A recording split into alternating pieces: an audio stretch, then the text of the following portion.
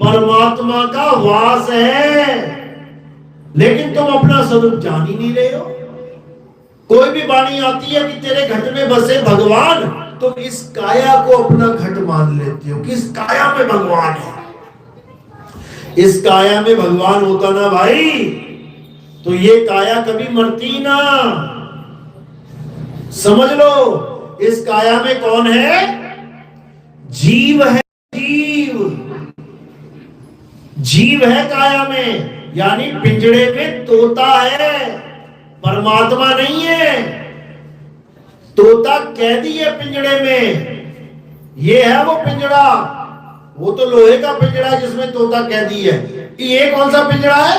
ये 5, 25, 3 का पिंजड़ा, यानी 5 तत्व, 25 प्रकृतियां और 3 गुण।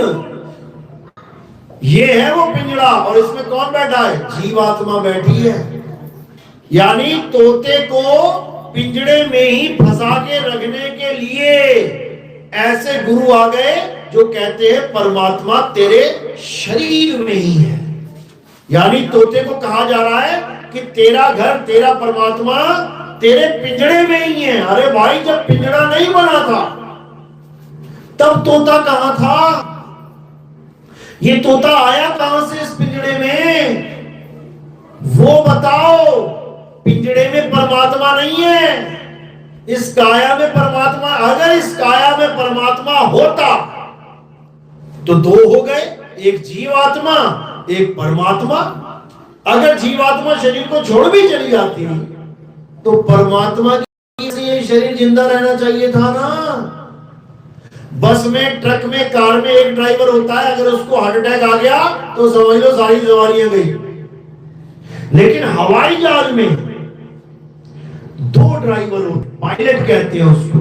एक को अटैक आ गया, इसका मतलब ये नहीं कि हवाई जहाज गिर जाएगा, दूसरा संभालेगा, दूसरा सही से लैंडिंग करेगा, उसको जमीन पे उतारेगा, क्योंकि दोनों ही समर्थ हैं, दोनों ही पायलट हैं। तो अगर इस काया में 2 पायलट होते तो एक निकल भी जाता, दूसरा चलाता। क्यों नहीं चला पा रहा है? और निकल के वो जा कहां रहा है?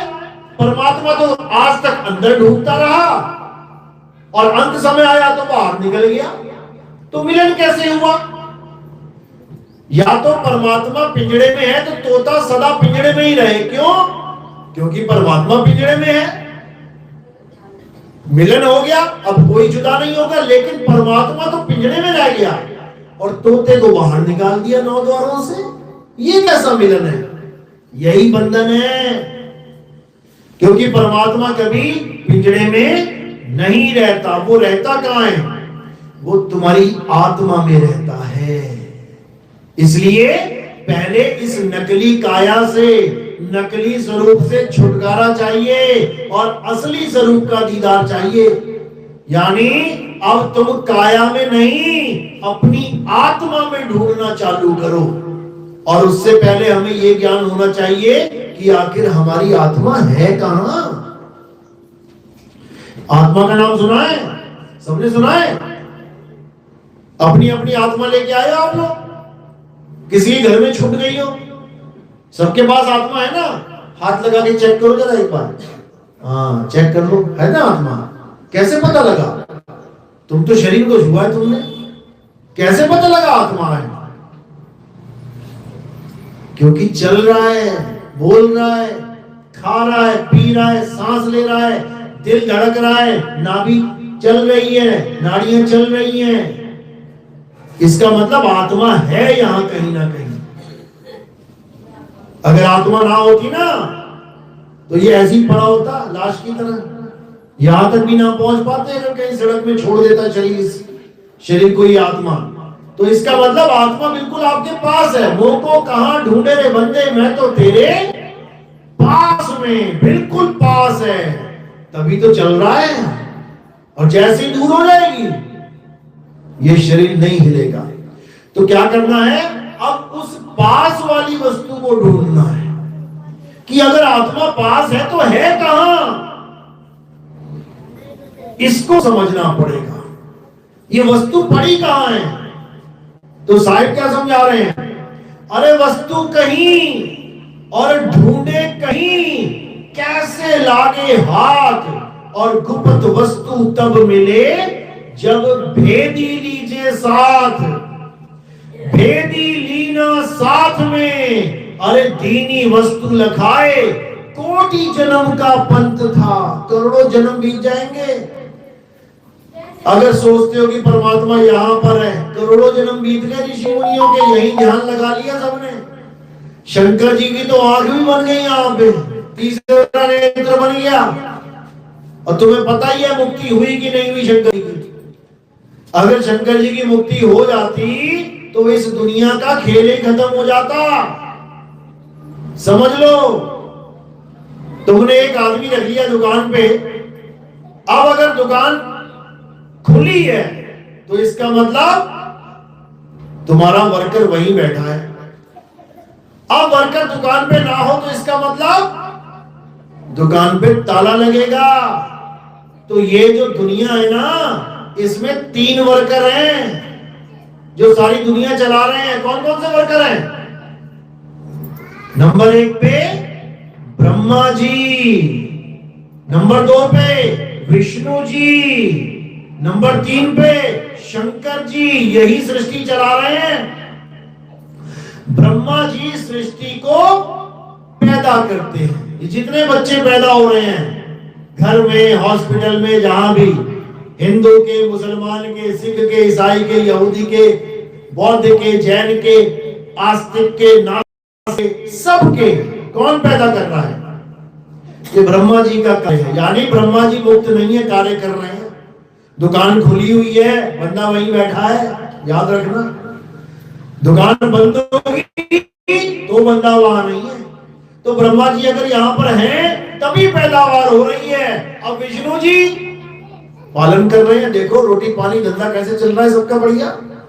सबको भोजन मिल रहा है, चाहे कमा रहा है चाहे नहीं कमा रहा है, चाहे नौकरी कर रहा है नहीं कर रहा है, रोटी सबको मिल रही है। देख लो भिखारी भीख मांग के पेट भर रहे हैं। विष्णु जी का कार्य है ये, समझ लो। अब आगे शंकर जी का कार्य क्या है? संहार करना। देखो मौतें हो रही है कि नहीं हो रही है? तुम्हारा नाना, तुम्हारा पापा, तुम्हारा भाई बहन, कितने लोग एक्सीडेंटों में मर रहे हैं। मौत हर जगह हो रही है। अरे महाकुंभ नहीं छोड़ा, महाकुंभ 144 साल के बाद आया, कम से कम वही ठीक ठाक निकल जाता, वो भी ना छोड़ा। वहां पर भी मौत का तांडव चल रहा है। तो तुम्हारा हमारा घर कहां से सेफ है भाई? जहां कह रहे हैं कि सारे देवी देवता गण कल की अवतार भी वहां पर आके कुंभ स्नान करेंगे। बताओ वहां ना मौत तांडव छोड़ रही है। तुम्हारा हमारा घर कहां से सेव हो गया? समझ लो, यानी ये तीनों खेल चल रहे हैं। इसका मतलब ब्रह्मा जी, विष्णु जी, शंकर जी कार्यरत हैं, मुक्त नहीं हुए हैं। जिस दिन मुक्ति मिल जाएगी उस दिन वो काम यहां होगा ही नहीं। समझ लो, भक्ति तीनों कर रहे हैं, ऐसा नहीं कि नहीं कर रहे। ब्रह्मा जी भी कमल के फूल पे बैठे, आंख बने, फोटो बनाई जाती है उनकी। अगर यही भगवान है तो किसकी भक्ति कर रहे हैं भाई? क्योंकि ये उसकी भक्ति कर रहे हैं जिसने इन्हें काम पे लगाया है। कौन है वो? यही ज्योत निरंजन है। ज्योत निरंजन ने ही ब्रह्मा विष्णु महेश जी को काम सौंपा है सृष्टि का, जिसको हम जग जननी माया और अलख निरंजन कहते हैं। इसी को मन और माया कहते हैं। मन और माया दोनों निराकार है। मन भी निराकार, माया भी निराकार। जितने लोग निराकार को परमात्मा मान बैठे हैं वो इसी मन के गुलाम हैं। परमात्मा निराकार नहीं है, गलत फहमी मत रहना। निराकार कौन है? मन है। निराकार निर्गुण है माया। अरे तुम्हें राग भरमाई हो, ऐ हंसा तू अमर लोक का बड़ा कालवश आई हो। जो यहां पर ज्योत है यही निरंजन है। अरे ज्योत स्वरूपी अलख निरंजन धरता ध्यान हमारा। साहिब समझा रहे हैं, बाबा नानक समझा रहे हैं, अरे मन तू ज्योत स्वरूप है, अपना मूल पहचान। हर जगह इशारे दिए गए हैं, लेकिन कोई समझने को तैयार ही नहीं है। क्यों? ये 52 अक्षर छूटने का नाम नहीं ले रहे। आदमी सोच रहा है कि नाम जपूंगा तभी तरूंगा, अरे नाम जपूंगा तभी मरूंगा। उल्टा काम हो रहा है यहां पे। नाम छोड़ दे तो पक्का बचेगा। साहिब कह रहे हैं, एक नाम को जान के अरे दूजा दे बहा, और चंचल से नीचल भया, नहीं आवे नहीं जा। एक नाम को जान के, कौन सा नाम? सतनाम को जान ले कि आखिर सतनाम क्या है, फिर उसका सिमरन कर। जपना नहीं है सतनाम सतनाम सतनाम, छोड़ इसको। एक नाम को जानकर दूजा दे बहा। तुझे प्यास लगी है, अधूरा गुरु मिल गया, उसने पानी पानी पानी जपना सिखा दिया, कोई बात नहीं। अब जप रहा है पानी पानी पानी पानी पानी, जितना जप रहा है उतना और गला सूख रहा है। और सतगुरु आ गया, उसने क्या बोला? भैया क्या चाहिए तुझे? गुरुजी मैं पानी पानी जप रहा हूं, मुझे पानी चाहिए। अरे इसको छोड़ और ये पकड़, ये है पानी। बोतल में से पानी उसको दे दिया। तो एक को पा लिया और एक को छोड़ दिया। यही समझा रहे हैं, एक नाम को जानकर दूजा दे बहा। उसको बहा दे गंगा नदी में, जाने दे। सतनाम को जान क्या है, यही साहिब समझा रहे हैं। मदन साहिब की वाणी क्या कह रही है? सोई गुरु पूरा कहावे, जो दो अक्षर का भेद बतावे। एक छुड़ावे एक लखावे, तब प्राणी निज घर को जावे। यानी ये बोलने लिखने वाले पढ़ने वाले सारे नाम छुड़वा दे, और कौन सा नाम पकड़ाए? आदि नाम, जिसको आत्मदेव कहते हैं। और वो बिल्कुल हमारे पास है। उसको पाने के लिए किसी अयोध्या, किसी काशी, किसी काबा, कहीं जाने की जरूरत नहीं है। लेकिन ये तब समझ में आता है जब गुरु की कृपा होती है, वो भेद प्राप्त होता है, ये तब समझ में आता है, नहीं तो नहीं आता। तो साहिब इसी 52 का